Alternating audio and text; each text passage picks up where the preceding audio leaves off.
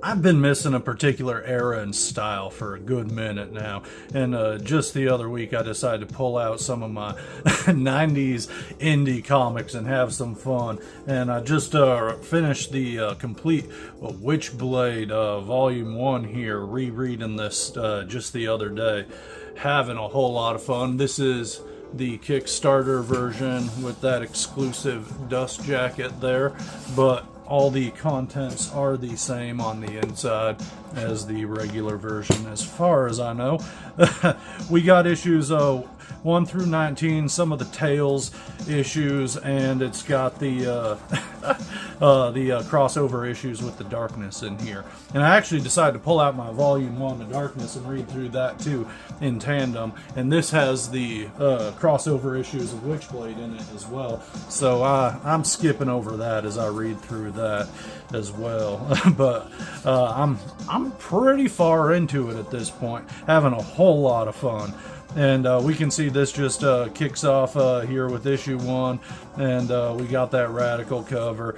I tell you what, man, I know it's a whole lot of style and the substance a little but man, I'm having a great time, I tell you what. And like the babes look rocking, the dudes look slick, everything is sharp. And here we got Kenneth Irons. He's the big bad of the bit right here, where he's the guy who's been hunting down the Witchblade. Excuse the cut, getting more coffee. Gotta enjoy yourself while you're going through some comics. But Kenneth Irons, he's been collecting all the Witchblade stuff. He's been trying to unlock its secrets and gain control of it. Meanwhile, we cut to this right here, which is just I tell you what, part of what I have been enjoying going through and reading too is just I laugh a bunch at a lot of the TNA. Like I'm all for just giving everybody some fan service, but it's hard not to laugh when it's in a literal bubble.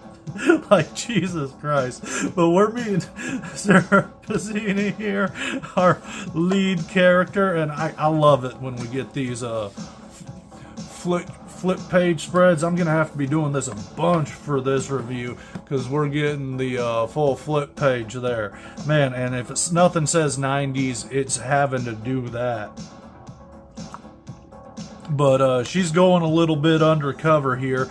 She's a cop, and I got my little old school hero clique with me, keeping us company for the review.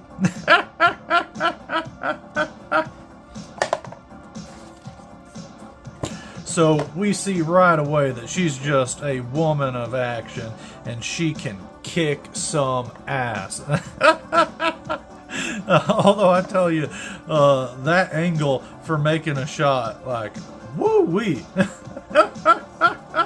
Only in comic books, I tell you what. But we just get some kicking action right away, seeing her bust some shit up. And we get to know all the people at the police precinct. You know, we're having a good time. I can't be sitting here and read through this page by page, literally going over every beat.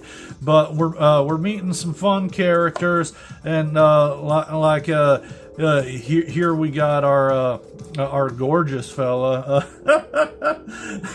Ian Nottingham, and like I tell you what, he is sharp.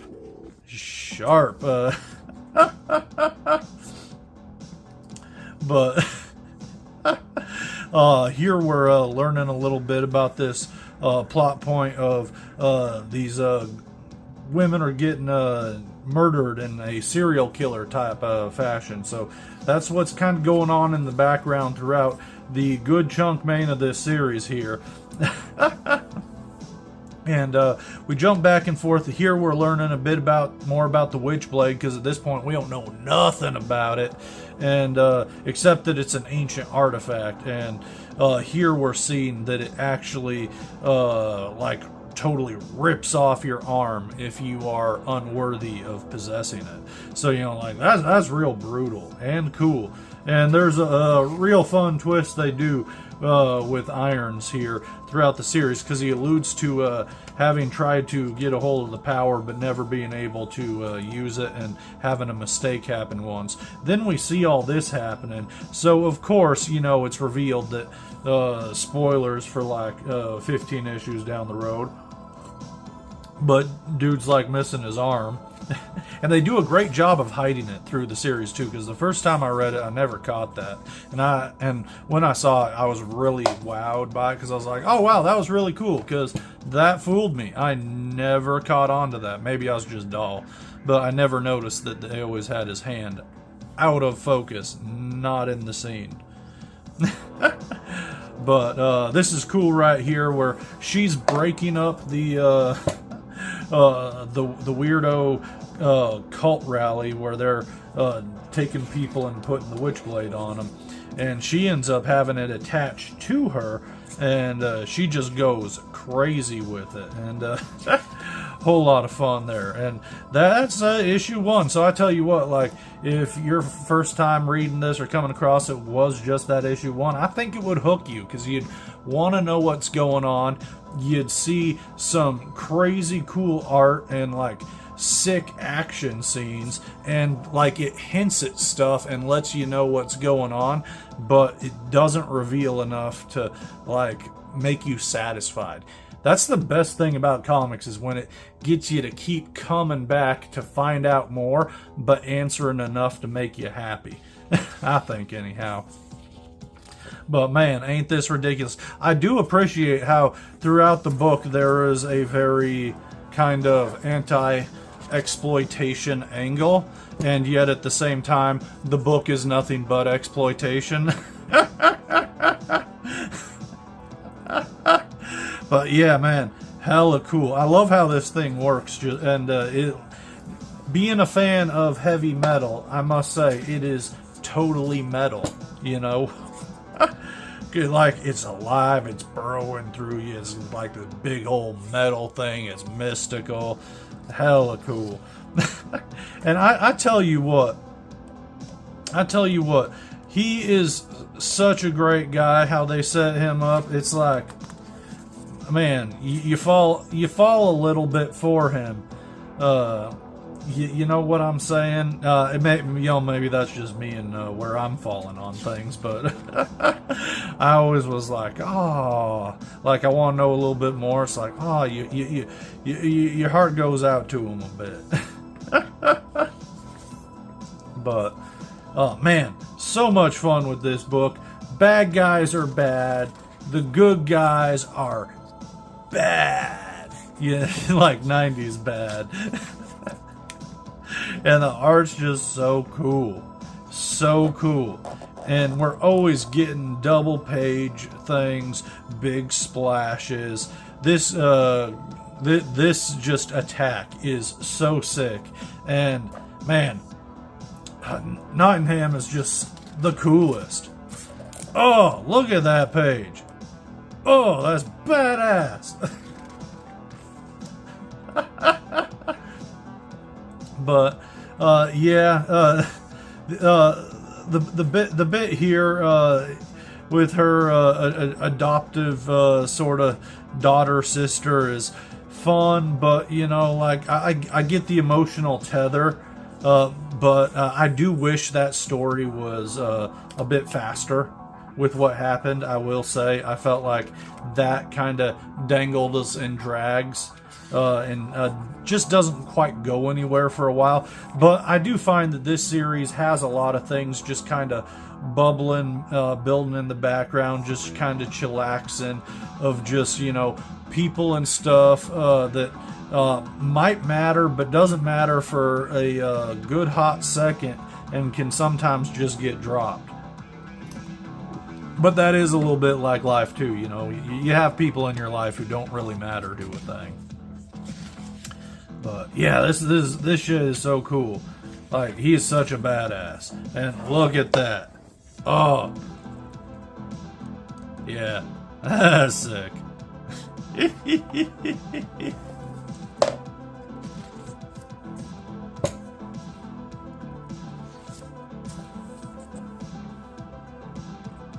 pretty cool.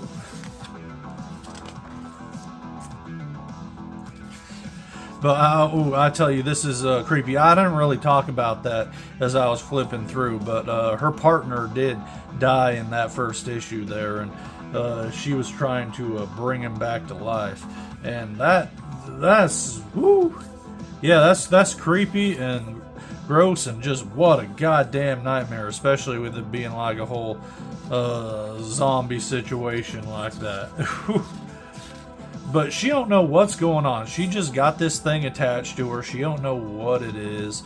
She doesn't know how it works. And honestly, I would be freaking out a lot more than her, but she is just such a tough lady. And we see right here, even maybe a little too tough. Because, I mean, he's literally coming in to bring her a get well stuffy, and she's chewing him out like, yeah, he didn't deserve that.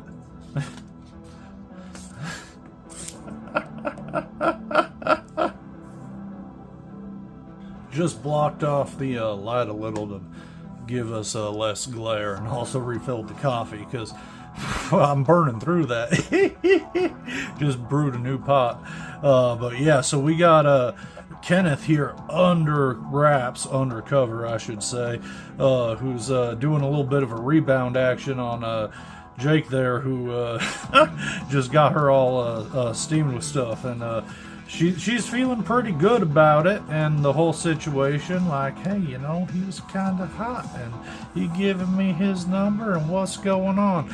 But she sees this terrible and familiar situation of kidnapping going on, and next thing she knows, she wake up, she's in a big old boat, and hey, don't you love them twin towers? Oh man, it's been a minute, huh? Kids these days don't even know what that is. But she wake up on the boat, and she is none too good or happy, and you know, she reaches out for the Witchblade. It takes a hold of her, and she kicks some ass. Of course, these guys work for irons, but she don't know that.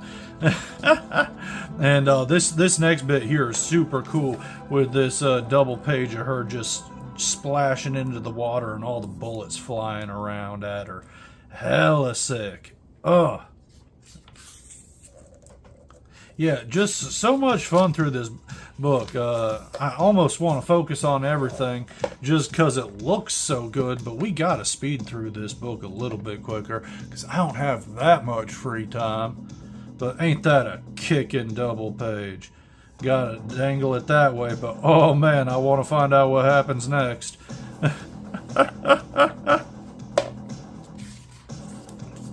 So here we are, issue 4.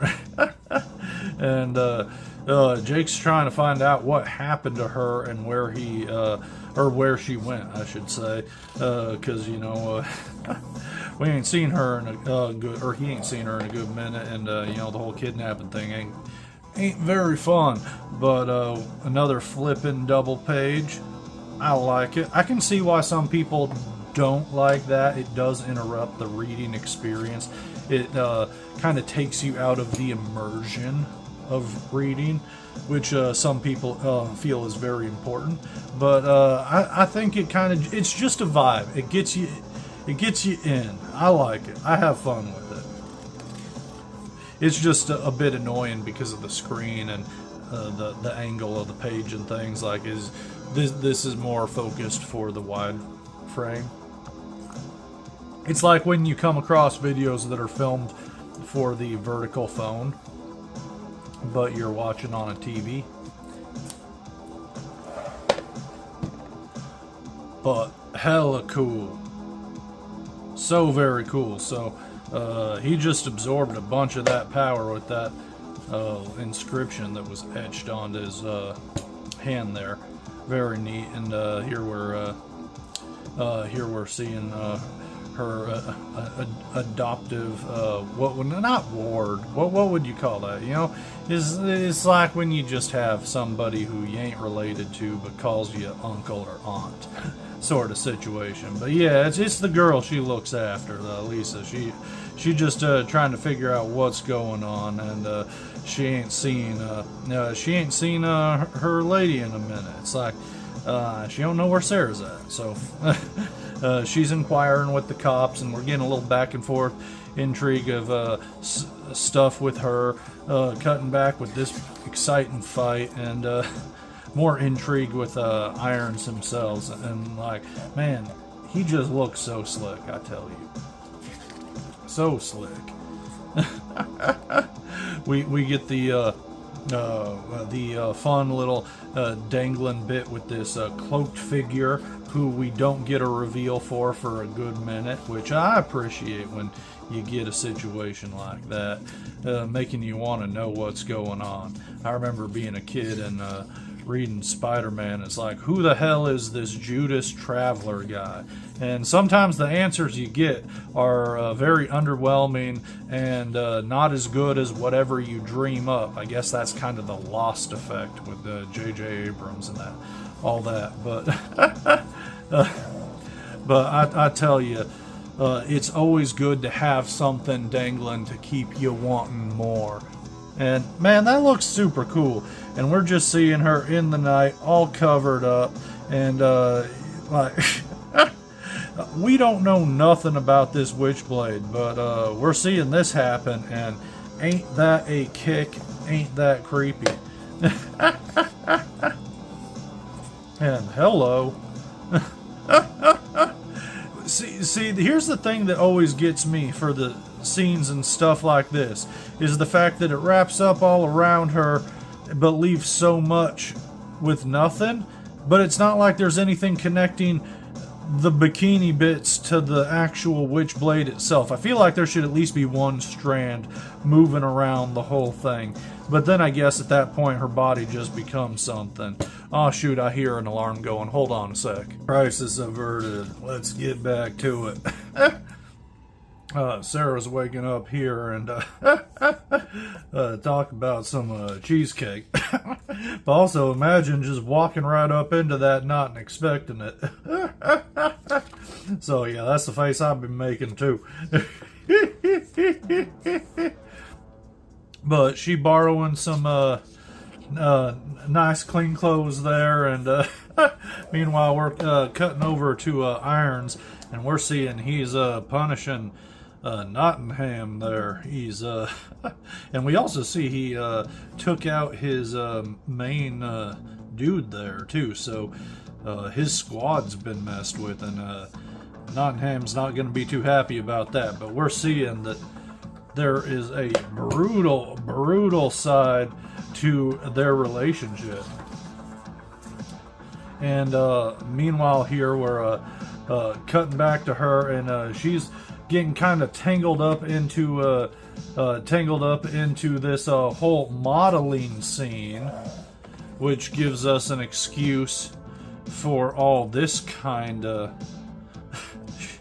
shots, and it is pretty ridiculous, I tell you what. But this kind of loops into a whole theme of exploitation with this lady running the modeling agency, and taking her under her wing, and ends up kind of what would you say, grooming, and like human trafficking. So that's not a world you want to get into, but she gets thrown right into it. No good. And you know, Sarah's sister pushes her into it further too. We see a bit later into the book, which is no fun. Man, I tell you, I very much enjoy the dynamic between Sarah and her sister, and the antagonism that they have. I remember I was recently complaining about the sister dynamic in a Mothra miniseries I was reading, and how it just did not feel sibling-like at all. However, theirs does to me. But this scene's real cool. This is her kind of getting lost in a dream, and both her and Nottingham are entangled with each other, you could say. Because they're both sharing and experiencing the same dream. And man, hey, this cover is super cool. This has got to be my favorite cover we've seen so far. I think that looks real rad. But yeah, this whole bit here is just awful. Burying someone you care about, and she's just reeling from the death of her partner, and that's just no good. I like him. He's a big scumbag. But yeah. So here we're seeing her sister showing up, and they're kind of meeting, and it's funny because she's just picking her way into the apartment there. But they become fast friends, especially with the whole beauty angle and modeling sort of thing going on. But we very much get to know her character right away. If the whole breaking into her sister's place wasn't doing it, just the way she's casually talking as she's unwrapping and drinking the gifted spirits, and then you're just dishing up a drink to a minor. Like, you can clearly tell she lives, right on the edge, and she don't give fucks. But this was very fun. I love this bit when she's actually going through the quote-unquote museum of the Witchblade, and she's just asking all her questions and letting everything spill out. And man, he is so pissed off about it. And that stuck with me on the reread here as I was going through. I'm like, oh man, he really is ticked off about it, because she's ruining his moment, and he's been building up to it for so long. But he's the kind of obsessive control freak that you see doing stuff like that. But yeah, we just get some real kick-ass action in this book. It moves really fast. It definitely reminds me more of the pacing of what you see in a lot more modern manga than you see in modern comic books. Modern comic books, I feel like the pacing isn't just quite the same, but this has that really speedy action story, but it's always moving forward. You're not getting pages and pages of just talking and like longing, and I know that's ironic because I flipped to a double page of just staring and saying, I just want to talk. Alright, so I'll admit that's pretty damn funny, but the pacing of this whole scene and everything going on, it just moves a bit different. I feel like I don't know. I feel like if you're going along this journey with me, you know the vibe of what I'm talking about. Even though you can breeze through a modern day comic a lot quicker than you used to, it just doesn't have that sort of decompressed feeling. But yeah, now she's being introduced to the darker side of the industry that she's getting into. And again, I must reinforce that this girl is 16, I guess that's old enough to know about things, but it surely ain't old enough to be involved in some stuff. And we clearly see that she's going in a bad direction, and she doesn't even realize how bad it really is. And I think there's a lot of that, like, naivete with the younger generations of just not knowing when you're being taken advantage of or exploited. And yeah, that's just a shame. I know there's a lot of things I wish I knew when I was younger that I just didn't see right in front of me. And I just feel so bad for all the girls who do get entrapped into something like that, because that's just no good. But it does have some sort of like dark irony of it being a running plot point in the book of the exploitation of women, and pointing out how a young girl can go down that path. But at the same time, you're just throwing that in the book and making the exploitation in the pages. So I don't know where the moral high ground is on that, but I don't think anyone's reading this book for like deep plots or critiques or anything. You're checking out to see the crazy cool action and artwork and like what the mystery is of all these different powers and stuff, especially when we get to the Tales issues and we flip around and just see it spread out, and then with the darkness stuff too, and it's just like, what is all this? And that is what I always found was kind of the driving force, and that the action was just so cool. But everybody takes something out of it. I'm sure there's some people who don't even bother reading the stuff and just look at the pages. I know some people just buy comics to collect the covers and don't even read the comic books, which just seems silly to me, but you know, everybody does it how they want to do it. But man, so cool.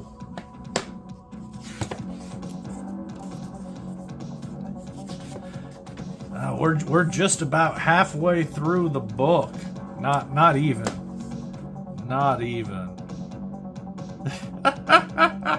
So I hope you're enjoying the journey. But she's been captured again.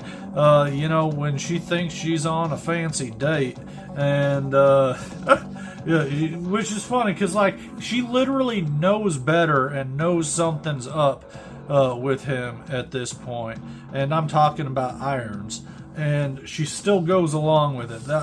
That is one thing where, well, the first time I'm reading through, I just kind of went with it, but the second time reading it, I'm just like, that's just really dumb. You're being real dense, girl.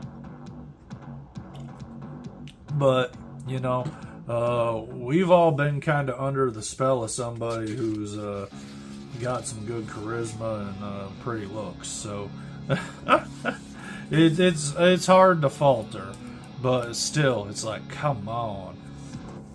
But man, we get some real cool stuff. I love this scene here. So awesome. And just the flow of all the action and how everything, like, this page is so good. This full page and just how it moves. Oh.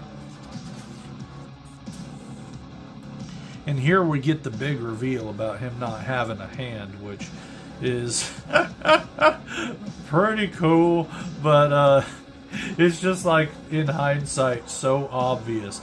But like, well done. They never made it seem awkward or out of place with his hand not being visible on screen. I appreciated that. But oh man, finally, he says, man, what are we gonna do? What are we gonna do? Never good when the big bad guy gets what he wanted. But I got spoilers for you. It's not gonna work out exactly perfect for because we're not even halfway through the book. I mean, come on. That's a cool double page. Kicking. And I do gotta say, you know, we do have a lot of those double pages, so we get a bunch of these these just filler gap pages to keep those double pages together. And I just need to go through this book, and I'm not going to do it right now, but go through the book and just count how many blank pages there are in the thing.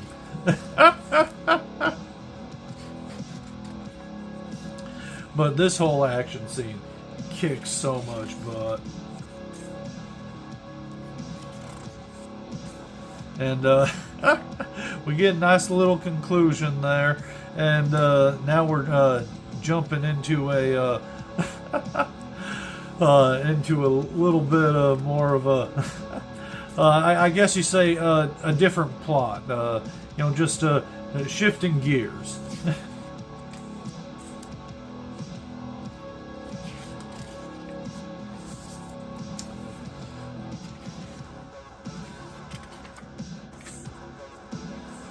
So she's like getting all wrapped up in a thing, and we're seeing a bit of a flashback to previous wielder of the Witchblade, and we get some real cool pirate action. And if you've been following me at all, you know that I'm a big fan of pirate stuff. Just like some good pirate action in the fiction is always a whole lot of fun. Some swashbuckling and sailing, and I just dig it. And then you throw some magic in the mix, that's a whole lot of fun. Oh man. Yeah, this is so cool. And yeah, man, vicious shark.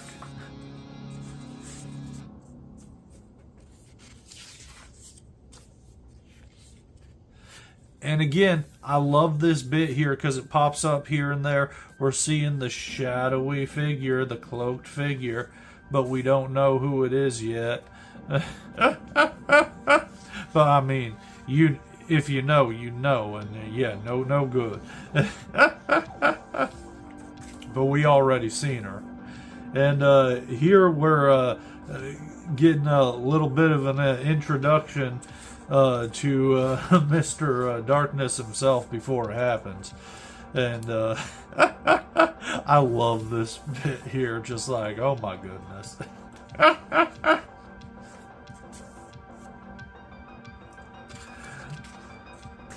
But he's some bad news, I tell you what.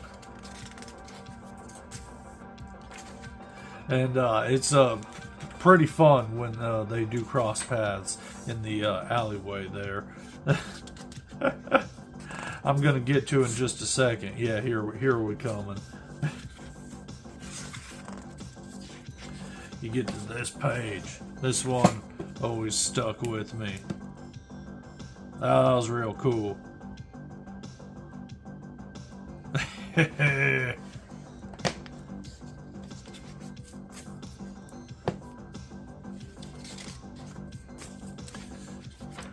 Yeah, I love that. Right up there. Always looming, and then that big old page. Not the end. So yeah, this is just like a gear shift, and in between that, we're also going to get this Tales issue, which goes more in depth into that piratey Witchblade sort of stuff, and oh man, yeah, that's just so cool. I love the monkey. But yeah, so they end up at this island, and the island is alive, and it is fighting them. And this is real cool. I tell you, I thought this was pretty kicking. I mean, who doesn't love a man-eating plant? But the burping out the heart, like, oof, come on. I mean, the heart's some good stuff. I would have spat out a skull. I think that would have been a bit more comedic. That one's like, come on, you wasting meat, buddy.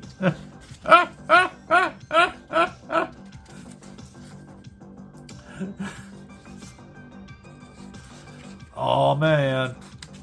I tell you what. He is a mean, spooky son of a bastard.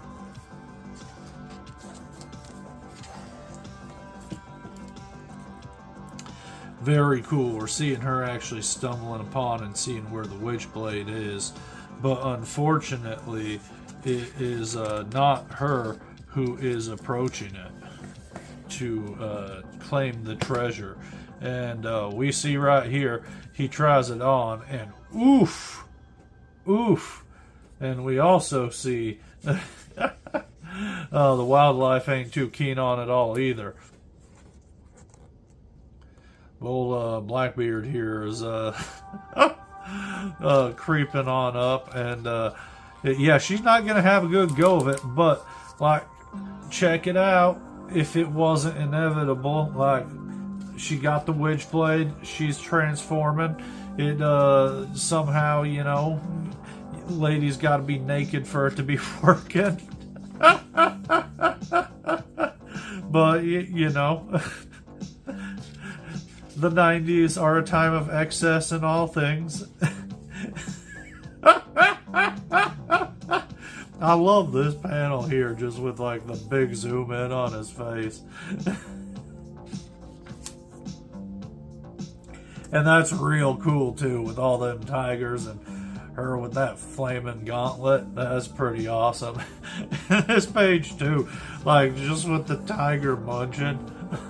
Also, very choice angle for that shot. Like, how can you take it seriously? It's just so out there. It's so much. It's so much.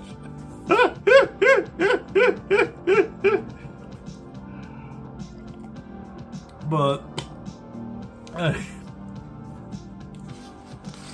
I like this cover. This one's real cool and spooky.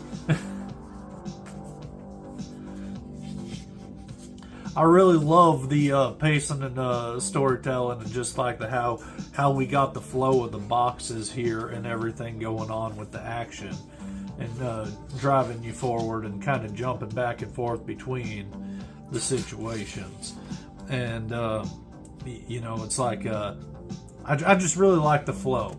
And you know, this right here is pretty much her confirming what she already thought, which is like, this shit ain't right. And like, no kidding. You think this thing might be alive? It reacts. Come on, lady. And yeah, in between the drama here, we're setting up a little bit more with the mob situation and stuff. And I like the whole thing with the what do you call them? Just the mafiosos. Just just like the mafia and the different factions, the warring factions of the different mafia and criminal organization groups. I don't know why I'm blanking on the correct word for it. You know, maybe it's just not enough of this coffee here. But here we're seeing Sarah investigating into what's going on and trying to find her girl, and follow up on leads here, and everything's leading to this spooky lady right here. Well, I guess she ain't really spooky, but she ain't dressed all bright and pretty. You know, all dressed in black, and it's like, oh wow. But yes, I mean, if you have not been reading along or read this before, and you're just in for all the spoilers, she's bad guy. Like, come on, she runs the whole ring of everything. Here, this is leading into a crossover they did with Marvel, which is not collected in this book here, and I never originally read that.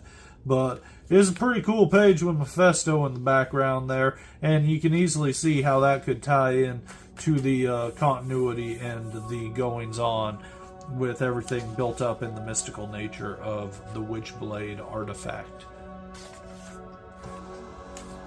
Here we're learning a little bit more about the past. We're meeting, we're meeting Sarah's dad, and seeing him back in the day working with her boss, because they were partners, you know, Siri. And we're seeing a scene of girls who are like murdered, and the life drained from them in the same way of the current serial killer doing. So we got all that plot point going, which like ties into everything that's going on very well. And just some man, I just like this, how they talk about this fella, and they know it's not a mob hit like a like an Italian style mob, because he was still eating like that, and they would always let somebody finish their food, and so they know it's got to be the Japanese mob. I thought that was so damn funny.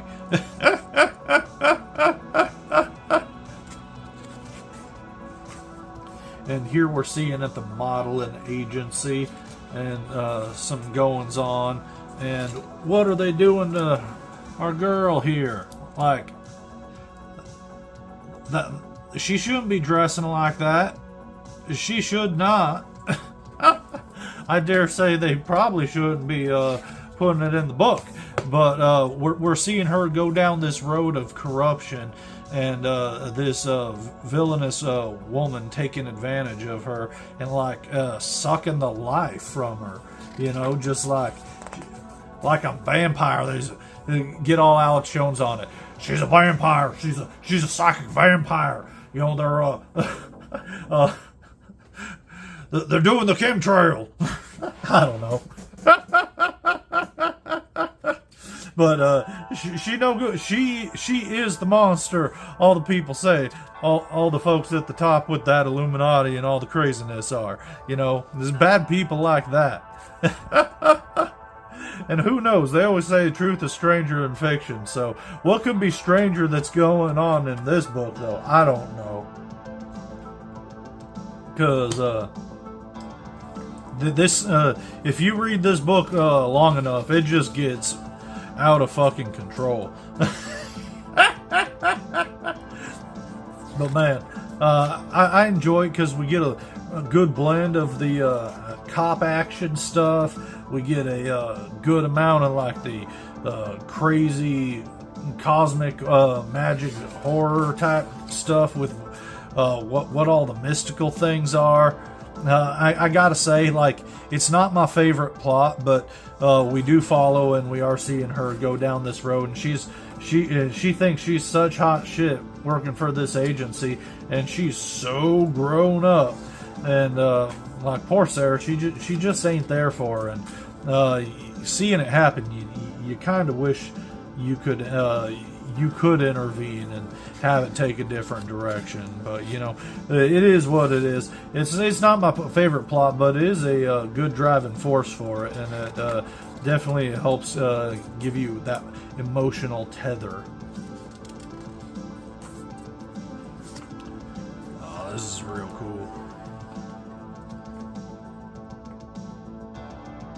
Oh yeah, that's tight.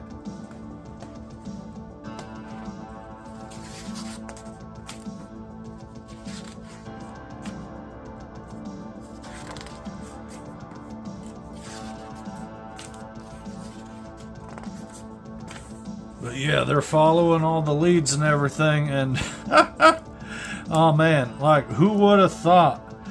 Who would have thought? But is he the real bad guy? I mean, yeah, he's a bad guy, but like he's not the head honcho. Here we're getting a little bit of a flashback and learn more about his backstory, and then we flash forward to the right now with them. They're coming in to break into this whole situation. Series jumped ahead, you know, like man, these people in these types of situations, they never coordinate properly. But you know, I realize that is for the drama, but the like realist, and you can't help but just get a little bit mad. Like, can you not just pause, put the brakes on for 30 seconds, and get a little bit of a connection going? But they're trying to save her, and of course, she was right about to be sacrificed in the same way all those serial killers had taken out all those pretty ladies beforehand. Because obviously, if you ain't got it yet, the lady is the main bad guy. She's the one who's killing all the people. You know, he's just a go-between, but he's very much a go-between for some bad shenanigans. But here we see her all in her, like, what would you call that? full glory. I wouldn't call it glory, but I'd call that a skin condition.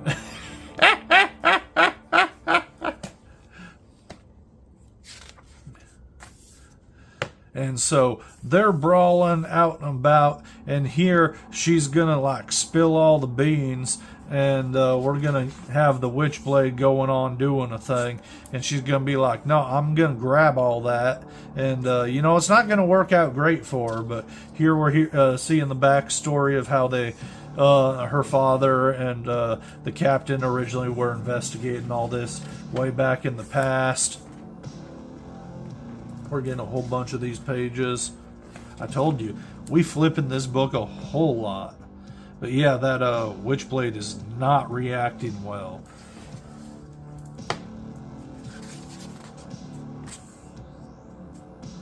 And I love it because we're literally bouncing back and forth between good action, talking, good action, talking. But there's always a good amount of like fun, cool action, something awesome to look at in between all the yapping. And that's why we can go through this book literally page by page, and it's so good I end up spending at least a second on it because every page has something cool going on.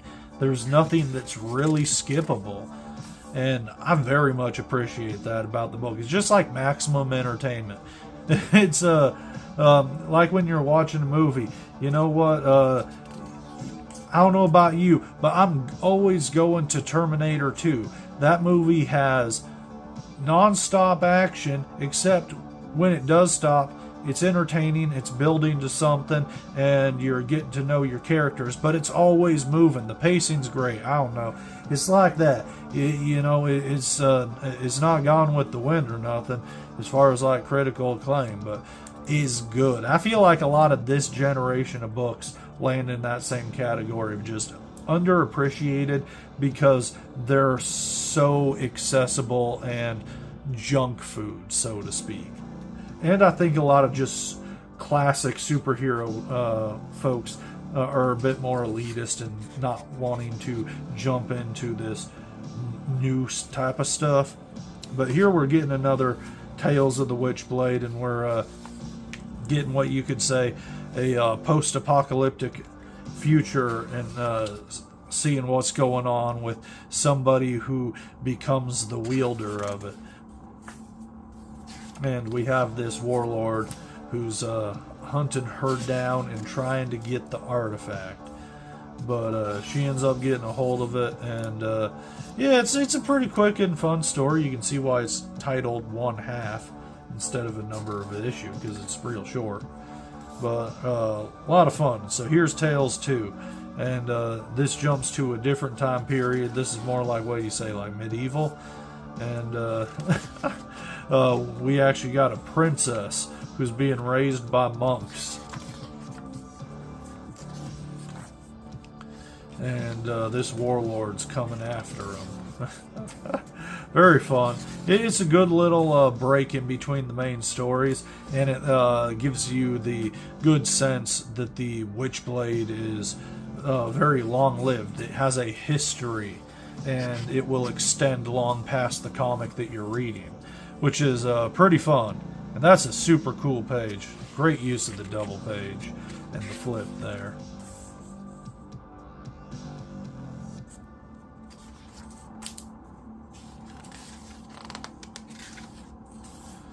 Oh, we got another one. Oh, look at that sucker. He's cool. That's dope. Oh man, at this rate I'm going to have to pause and get more coffee.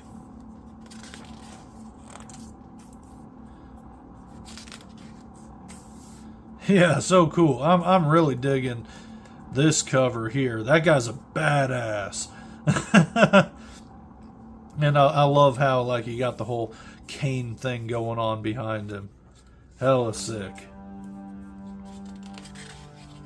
So we're getting a bit of police drama action going on, and she's been relieved and let go for a while, but this fella from his agency is gonna hire her, and she's gonna go on a crazy wild trip. Meanwhile, we see him leaving and going back home to see his folks, and we meet her and realize, hey, there's something more going on. He's got a lady back home who's super into him, but he seems very aloof about it, and it's interesting how they kind of dangle the whole family drama with him in the background of stuff. But yeah, these Japanese mafia, the Yakuza, they are bad news. And this dude is very stylish. Like, that is cool with like the I forget what that weapon's called, where it's like the two blades attached to a center staff. But I'm just gonna roll with some sword chucks. Even though I know that's not what they are. But very cool.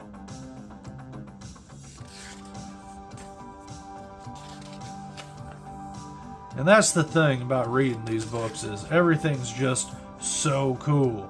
There's always something really good going on, and it's just exciting. And this cover's fun, where you just got like the whole beach sunset and her glasses reflecting there. But now she's, I guess, undercover,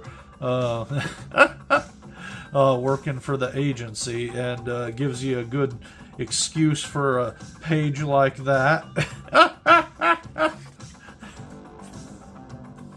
And I like how she's just reminiscing. She's like, I'm living a James Bond movie right now. What's going on?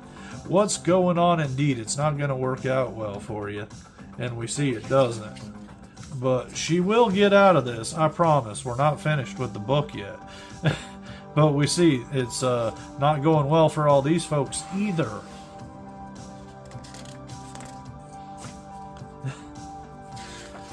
And of course, they've also been captured and are being experimented on, with the implication that they're going to be like mind-controlled soldiers.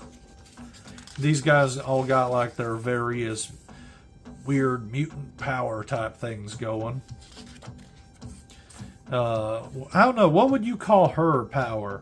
You know, if you're not really like, how exactly do you classify that?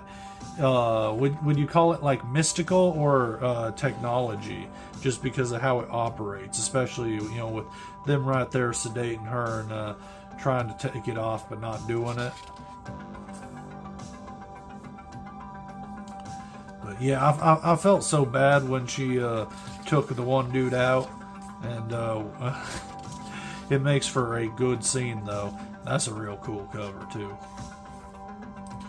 But yeah, when he lunging right here, and she just like take the face right off the body, which you know ticks off the twin.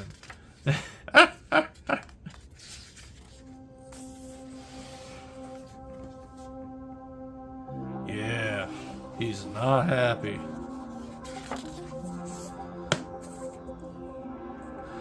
Oh, but who could this be? Who is the mysterious stranger in black?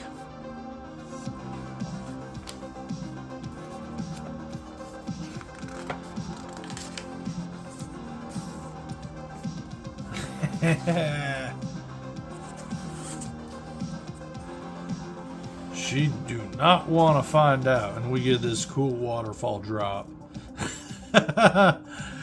Very awesome. Although I tell you, that's a bit silly with the whole hair flop popping out of the water. But then we see he jump in and is following after. But you, I love that gasp. You. Yes, it is I, the handsome one. So what is Ian doing? We're going to have to wait a minute because we're getting another one of these Tales issues. And this is doing some flashing as well. We're seeing another glimpse of a future and what is to happen. And I tell you what, I kind of like the other post-apocalypse even more than this one. Although this one does seem more green.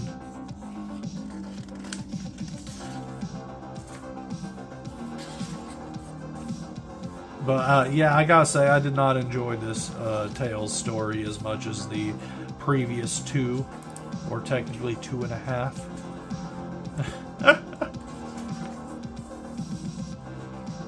But here we go, it's crossover time, the big crossover that's kind of winding down these books here. And it's pretty cool. Pretty cool. So we see a lot's happened for him since we last saw him in issue 10. And I love the shit that goes on with bringing to life the big old T-Rex skeleton. So funny. But we get so much fun action with that. We get some mysteries solved. I love how he gets chomped.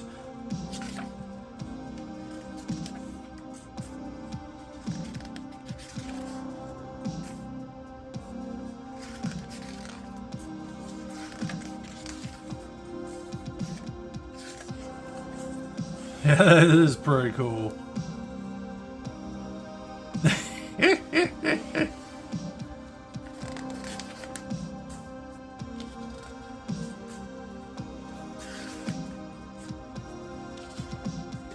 But I tell you, this this is a whole lot of fun. Like I don't know.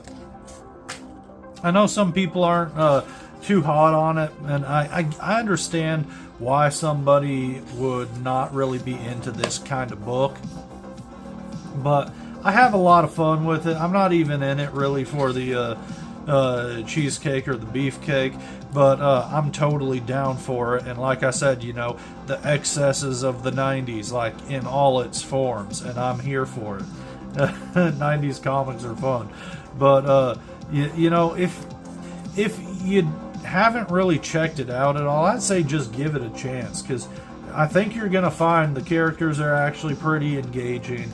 The mysteries that it introduces are intriguing, and it makes you want to read more. It does that great comic book cliffhanger hook that you love so much. And again, as you see me flipping through this, it's got non-stop action.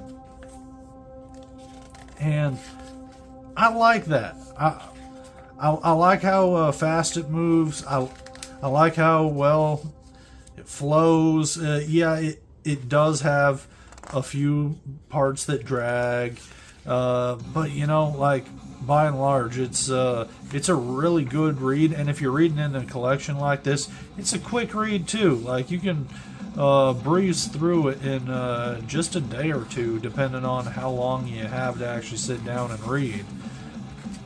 But as you see, as I'm flipping through it here, this video is just this long, and we're going at a pretty good pace. I guess, I don't know, I'd say just triple or quadruple the length of this video, and that's how long it takes to read the whole book. Because, you know, depending on how long you spend reading the pages and staring at all the artwork. But man, I think it's pretty breezy, and it's a whole lot of fun. I definitely think you are going to want to follow Witchblade and Darkness together, just because they do end up kind of intersecting quite a bit. But I think you could easily follow one without following the other as well, and just kind of pick up stuff in between.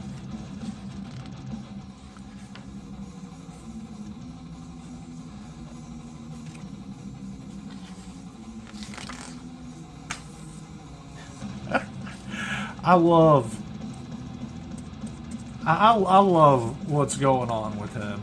He's so fun. And I tell you, like, I hyped this up a little bit ago, but I love this bit here where they bring the T-Rex skeleton to life. It's just so goofy and fun. It's so cool. Like I said, excesses and all. Just like, turn it up to 11.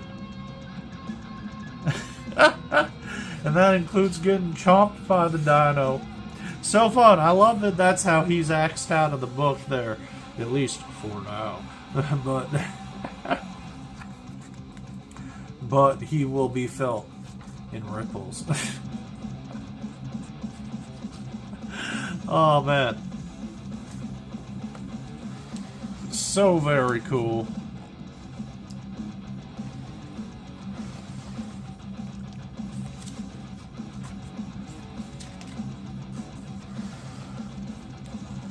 Let's get another one. We tip in the book so much, I might as well leave it like this and just flip it around for the other pages, huh? But we almost done. We almost done, folks. I've been having a blast just going through this again and just kind of revisiting the story just after having absorbed the whole thing and just kind of watching it again in fast forward mode. But very cool. Leaves you at a good spot, making you want to go more and dive right into the next volume, which I tell you what, I think I just am going to. I was going to jump in and read some more Captain America, but man, I've been having so much with this revisiting of Witchblade and jumping back into the darkness. I think I'm just going to keep it going, because why not? So here we get in the back, it has the full-on credits, which I tell you, bugged the hell out of me that it didn't actually list that stuff at the beginning of the book, but at least they have it at the end. I just think that's a little bit silly. Like, don't you? Wouldn't you think this would be at the front of the book? Ideally, also listing the page that each issue's on individually. Not that it really lists the page numbers on the books. Okay, that's not really a good idea or something to do if you don't list the page numbers. That's kind of dumb to list what page something's on, but at least have the issues and the credits for each individual issue at the beginning of the book. But I do agree, variant covers and such should be left at the end of a collection like this. And some very cool pin-up pages there, both of them looking real dope. I love this one right here, that issue 18 variant. Very cool.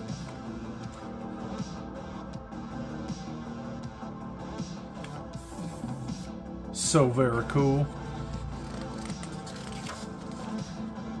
Want to know more about cave people. So here we just got advertisement for other books and such. But hey man, I had a whole lot of fun going over this book with you guys. You know, we saw what's going on, checking out some cool artwork, having a lot of fun with the mysteries of the mystical artifact, the Witchblade, and Sarah Pazzini's investigations. And I'll be coming at you with a review and whatever you call this, flip through review of Darkness coming up here real soon. And a little bit down the line, I'll probably do a volume 2 of this one as well, because I got a couple volumes on my bookshelf. So we'll talk to you then.